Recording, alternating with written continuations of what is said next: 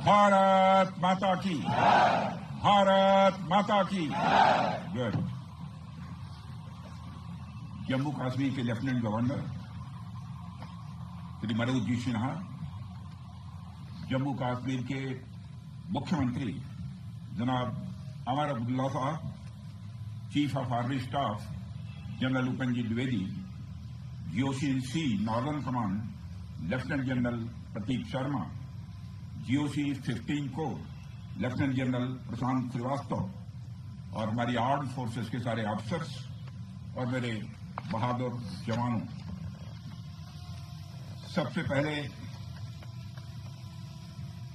आतंकवाद और आतंकवादियों से लड़ते हुए हमारे जिन बहादुर जवानों ने अपनी शहादत दी है, उनकी शहादत को मैं नमन करता हूं, उनकी मैं स्मृति को नमन करता हूं। और साथ ही पहलगाम में जो निर्दोष नागरिक आतंकवादियों के द्वारा मारे गए हैं, उनकी भी स्मृति को मैं नमन करता हूं। मैं हमारे घायल सैनिकों के साहस को भी नमन करता हूं और ईश्वर से यह प्रार्थना करता हूं कि वह जल्द से जल्द स्वस्थ हो जाएं। मेरे दोस्तों, इन विषम परिस्थिति में आप सबके बीच आज आकर मैं स्वयं को बहुत ही गौरवान्वित महसूस कर रहा हूं। हमारे प्रधानमंत्री माननीय नरेंद्र मोदी जी के कुशल नेतृत्व और मार्गदर्शन में ऑपरेशन सिंदूर के दौरान आपने जो कुछ भी किया है, उस पर पूरे देश को गर्व की अनुभूति हो रही है। मैं अभी भले ही आपका रक्षा मंत्री हूं, लेकिन उससे पहले तो मैं भारत का एक नागरिक हूं। रक्षा मंत्री के साथ साथ मैं आज भारत के नागरिक के रूप में भी आप सबके प्रति आभार व्यक्त करने के लिए यहां मौजूद हूं। पहलगाम हमले के बाद हमारे जम्मू कश्मीर की जनता ने पूरी एकजुटता के साथ और पाकिस्तान और साथ ही साथ आतंकवादियों के प्रति जिस प्रकार से अपने गुस्से का इजहार किया है, मैं जम्मू कश्मीर की जनता का भी अभिनंदन करता हूं। मेरे साथियों, आपकी उस ऊर्जा को महसूस करने आया हूं जिसने दुश्मनों को नष्ट नाबूद कर दिया है। आपने जिस तरीके से सीमा के उस पार पाकिस्तान की चौकियों और बंकरों को आपने ध्वस्त किया, दुश्मन मैं समझता हूं उसे कभी भूल नहीं सकता। आपने देखा होगा कि आमतौर पर लोग जोश में होश खो देते हैं, लेकिन आपने जोश भी रखा, होश भी रखा और सूझबूझ के साथ दुश्मनों के ठिकानों को आपने बर्बाद किया।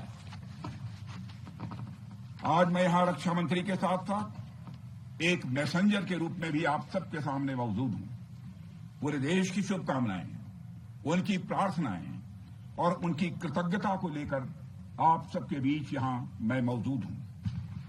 एक तरह से आप समझिए कि मैं एक डाकिया बनकर आपके बीच आया हूं और देशवासियों का संदेश लाया हूं।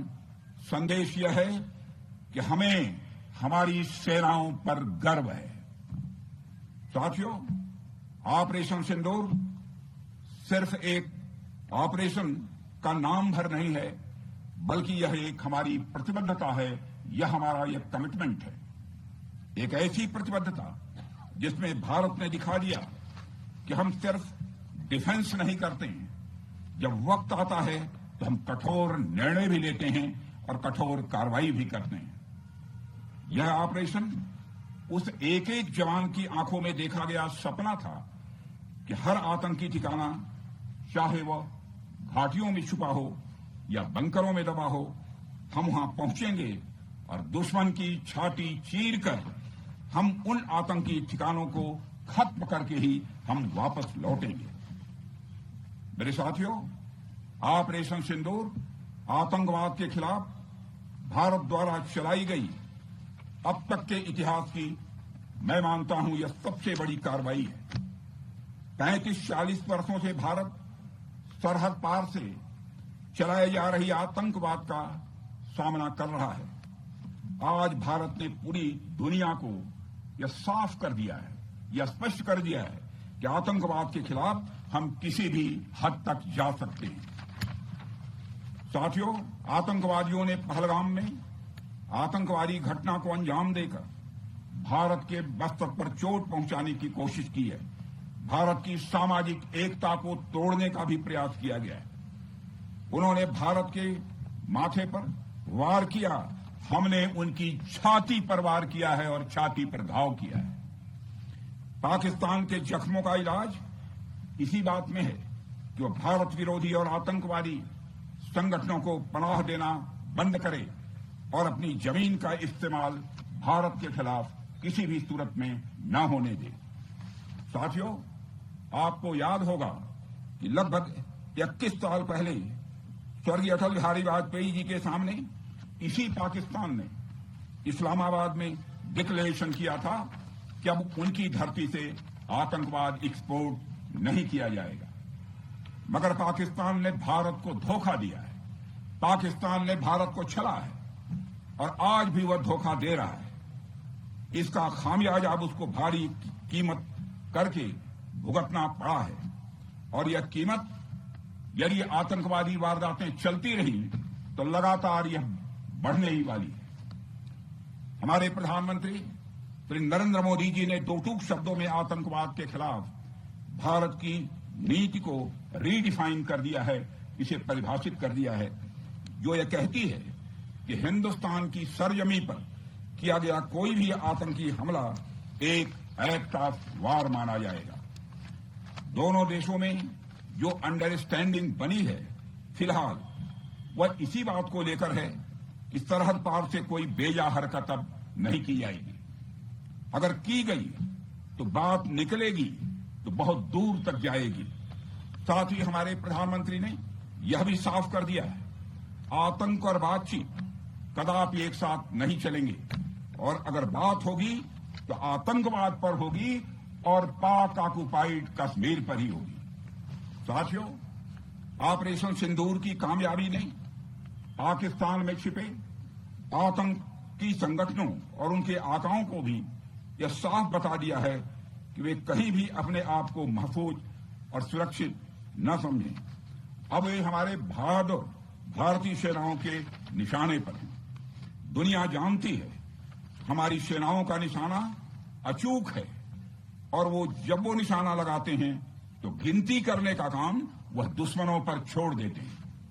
साथियों, आज आतंकवाद के खिलाफ भारत की प्रतिज्ञा कितनी कठोर है इसका पता इसी बात से चलता है कि हमने उनके न्यूक्लियर ब्लैकमेल की भी परवाह नहीं की है। पूरी दुनिया ने देखा है कि कैसे गैर जिम्मेदाराना तरीके से पाकिस्तान द्वारा भारत को अनेक बार एटमी धमकियां दी गई हैं। आज श्रीनगर की धरती से मैं पूरी दुनिया के सामने यह सवाल उठाना चाहता हूं कि क्या ऐसे गैर जिम्मेदार और रोग नेशन के हाथों में परमाणु हथियार सुरक्षित हैं? मैं दुनिया के सामने यह सवाल खड़ा करना चाहता हूं। मैं मानता हूं कि पाकिस्तान के एटमी हथियारों को IAEA international atomic energy agency की निगरानी में लिया जाना चाहिए। मैं ये कहना चाहूंगा और साफ तौर पर कहना चाहूंगा। साथियों, हमारी सेनाओं हमारी सीमाओं पर अपनी मातृभूमि की रक्षा के लिए जिस तरह से आप सभी बिना रुके बिना थके दिन रात लगे रहते हैं वह अपने आप में अद्भुत है और अद्वितीय भी है। आपकी यही बातें हम सब भारतीयों के लिए मार्गदर्शक का कार्य करती हैं। यही कारण है कि मैं हमेशा आपसे मिलने के लिए उत्साहित रहता हूं ताकि आपके अंदर की ऊर्जा से हम सब भी कुछ प्रेरणा ले सकें। साथियों, आतंकियों ने पहलगाम में धर्म पूछकर हमारे निर्दोष लोगों को मारा। उसके बाद आपने जो जवाब दिया उसे पूरी दुनिया ने देखा है। उन्होंने यह नहीं सोचा कि आम नागरिकों ने उनका क्या बिगाड़ा है, उन्होंने ऐसा क्या किया है कि उन्हें मार दिया जाए। पर मैं यह कहना चाहूंगा, आतंकियों ने भारतीयों को धर्म पूछकर देखकर मारा, धर्म पूछकर मारा, तो हमने आतंकियों को उनका कर्म देखकर मारा है। उन्होंने धर्म देखकर बेगुनाहों की जान ली। यह पाकिस्तान का कर्म था हमने कर्म देखकर उनका खात्मा किया। यह हमारा भारतीय धर्म है। एक रक्षा मंत्री के रूप में मुझे आप सबको बेहद नजदीक से वर्षों से जानने का और समझने का अवसर मिला है। मैं आपके साहस और पराक्रम को तो जानता ही हूं, साथ ही साथ पहलगाम जैसी घटना के प्रति आपके गुस्से को भी मैं अच्छी तरह जानता हूं। साथियों, मुझे पता है कि पहलगाम के बाद आपके अंदर गुस्सा था, पूरे देश के अंदर गुस्सा था। मुझे पता है कैसा महसूस होता है जब धमनियों में बह रहा रक्त बेकाबू होने लगे, और मुझे इस बात की खुशी भी है कि आपने अपने गुस्से को सही दिशा देते हुए बड़ी बहादुरी और सूझबूझ के साथ पहलगाम का बदला लिया है। रही बात पाकिस्तान की, तो उसकी बात ही क्या करूं आपसे। वह देश तो मांगते मांगते अपनी जहालत से एक ऐसी हालात में आ गया है कि उसके बारे में यह भी कहा जा सकता है कि पाकिस्तान जहां भी खड़ा होता है वहीं से मांगने वालों की लाइन प्रारंभ हो जाती है। अभी आपने सुना ही होगा कैसे वह फिर एक बार इंटरनेशनल मॉनेटरी फंड IMF के पास कर्ज मांगने गया। वहीं दूसरी तरफ हमारा देश है कि हम आज उन देशों की श्रेणी में आते हैं जो IMF को फंड देते हैं ताकि IMF गरीब देशों को कर्ज दे सके। ऐसी स्थिति में हमारा यह भारत है। रामचरितमानस में स्वामी तुलसीदास जी ने लिखा है, जहां सुमतितः संपत्ति नाना, जहां कुमतितः विपत्ति निदाना। यानी जहां सुमति होती है, अच्छी नीतियां होती हैं, वहां सुख और समृद्धि होती है, और जहां कुमति होती है, बुरी मति होती है, केवल दूसरों के हित की भावना होती है, वहां तरह तरह की विपत्तियां स्वाभाविक रूप से आती ही हैं। पाकिस्तान जिसका जीता जागता यह उदाहरण है। साथियों, भारत के बारे में पूरी दुनिया यह बात जानती है कि हमने हमेशा शांति को प्राथमिकता दी है। हम आमतौर पर युद्ध के समर्थक कभी नहीं रहे, लेकिन स्थितियां जब इतनी विकट हो जाएं, जब देश की संप्रभुता पर आक्रमण होने लगे, तो जवाब देना यह आवश्यक हो जाता है। राष्ट्र कवि रामधारी सिंह दिनकर जी की पंक्तियां आपके सामने रखना चाहूंगा। रुग्ण होना चाहता कोई नहीं, रुग्ण होना चाहता कोई नहीं, रोग लेकिन आ गया जब पास हो तिक्त औषधि, कड़वी औषधि। तिक्त औषधि के सिवा उपचार क्या, शमित होगा वह नहीं मिष्ठान्न से। यानी कोई बीमारी अगर लग जाए तो वह मिठाई से दूर नहीं होती है, उसके लिए कड़वी दवा ही काम करती है। इसलिए आतंकवाद जैसे रोग के लिए भी ऑपरेशन सिंदूर जैसी दवा की बड़ी जरूरत हो गई थी। साथियों, पूरे देश में हमारी सेनाओं को और हमारे सैनिकों को एक सम्मान की दृष्टि से देखा जाता है। एक सशक्त राष्ट्र वही होता है जो अपनी सेनाओं को सम्मान के साथ साथ आधुनिक हथियार और साजो सामान भी दे जिसकी उसे जरूरत है। मुझे गर्व है कि आज प्रधानमंत्री जी के नेतृत्व में सरकार हमारी सेनाओं के लिए यह सब सारा काम कर रही है। हमने यह सुनिश्चित किया है कि हमारी सेनाएं हर परिस्थिति के लिए तैयार रहें। और मैं यहां पर army chief general Upendra Dwivedi ji को भी बधाई देना चाहता हूं, क्योंकि बार बार मेरी चर्चा होती रही है और बार बार मैं यह पूछता हूं कि जो भी आवश्यकताएं हैं उन आवश्यकताओं को पूरा करने के लिए हम पूरी तरह से तैयार हैं। और इसलिए इसके लिए हम वर्ल्ड क्लास बेहतरीन गुणवत्ता वाले साजो सामान अपनी सेनाओं को देने की कोशिश कर रहे हैं। आज आधुनिक राइफल्स, मिसाइल डिफेंस शील्ड और ड्रोन्स जैसी नई पीढ़ी के कई इक्विपमेंट को तेजी से भारत में ही बनाया जा रहा है। साथियों, इसके अलावा सीमावर्ती इलाकों में हमने जो काम किया है वो आप सब देख रहे होंगे। आज LAC और LOC पर भी कनेक्टिविटी है, वैसी पहले शायद कभी नहीं थी। हमने हर स्तर पर यह दिखाया है कि हमारी सरकार केवल युद्ध भूमि पर ही नहीं बल्कि व्यक्तिगत रूप से और पारिवारिक रूप के साथ अपने सेना के जवानों के साथ खड़ी है। साथियों, अंत में एक बार फिर आप सभी को आपके शौर्य और पराक्रम के लिए हृदय से हार्दिक बधाई देता हूं। मैं आपको यह आश्वासन देता हूं कि हमारे प्रधानमंत्री जी के नेतृत्व में देश की सरकार और देश की जनता हर कदम पर, हर स्थिति में आपके साथ कंधे से कंधा मिलाकर खड़ी है। मुझे पूरा विश्वास है कि आपके सहयोग से हम इस पूरे क्षेत्र में आतंकवाद का समूल नाश करेंगे, ताकि कल को कोई भारत की संप्रभुता के खिलाफ आंख उठाने की हिमाकत न कर सके। इसी आशा और विश्वास के साथ आप सबके शौर्य और पराक्रम की सराहना करते हुए और आप सभी को अपनी हार्दिक शुभकामनाएं देते हुए अपना निवेदन समाप्त करता हूं।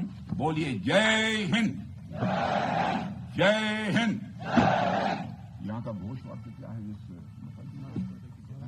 भारत माता की जय है। क्या बात है।